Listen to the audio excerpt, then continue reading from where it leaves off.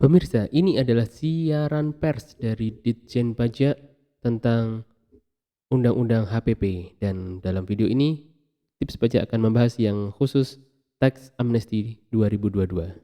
Oke, jadi pemirsa Tips Pajak Media dan pembaca tipspajak.com yang budiman, bahasa Undang-Undang untuk Tax Amnesty 2022 ini nanti adalah program pengampunan sukarela ya.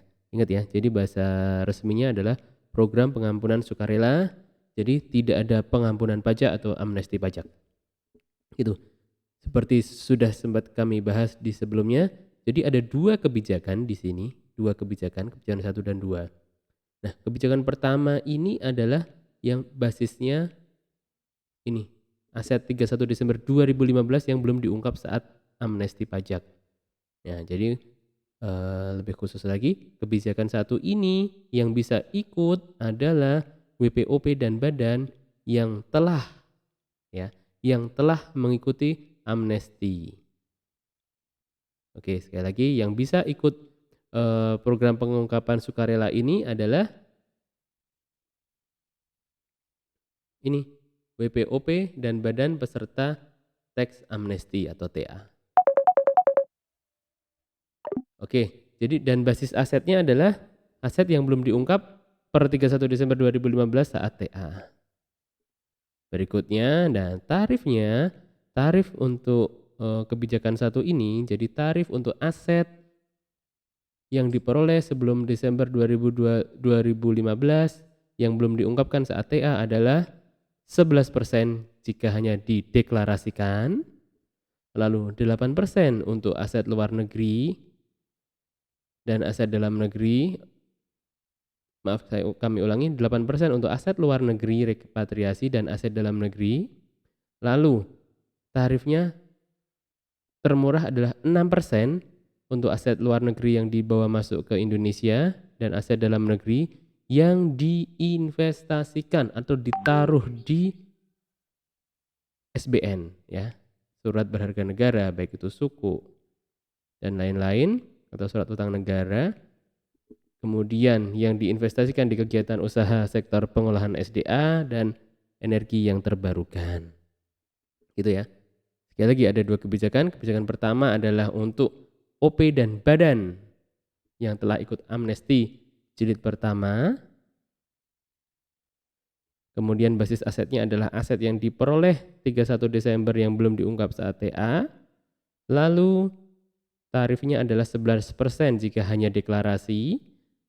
Ini loh, saya punya aset yang belum saya laporkan nih, mendeklarasikan saja.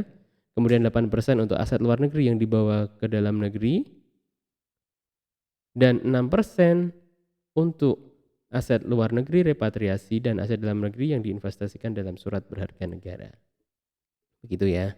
Nah, untuk kebijakan kedua, subjeknya atau yang bisa ikut adalah hanya wajib pajak orang pribadi ya.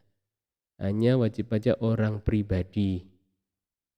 Kemudian basis asetnya adalah aset yang diperoleh 2016 sampai 2020 yang belum dilaporkan dalam SPT tahunan 2020. Nah, ini di boldnya, yang belum dilaporkan di SPT tahunan 2020. Lalu tarifnya PPh finalnya adalah 18% untuk deklarasi, kemudian 14% untuk aset luar negeri repatriasi dan aset dalam negeri, serta 12% untuk aset luar negeri repatriasi dan aset dalam negeri yang diinvestasikan dalam surat berharga negara. Begitu. Jadi cukup jelas ya.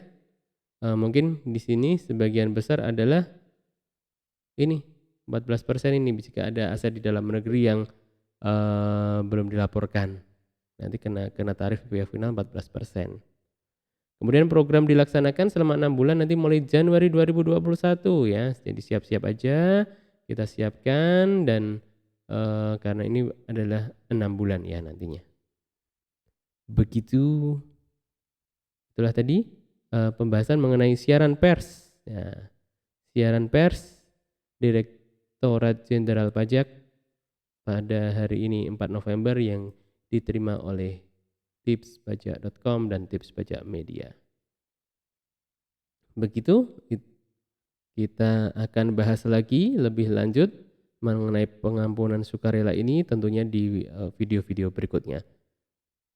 Jangan lupa untuk like video ini, subscribe channel Tips Pajak Media, serta ikuti berbagai kanal media sosial kami agar manfaat-manfaat yang coba kami tawarkan ini dapat menjangkau kepada lebih banyak lagi orang-orang yang membutuhkan. Sekian, salam sukses, salam sehat selalu dari tipspajak.com dan Tips Pajak Media. Sampai jumpa. Wassalamualaikum warahmatullahi wabarakatuh.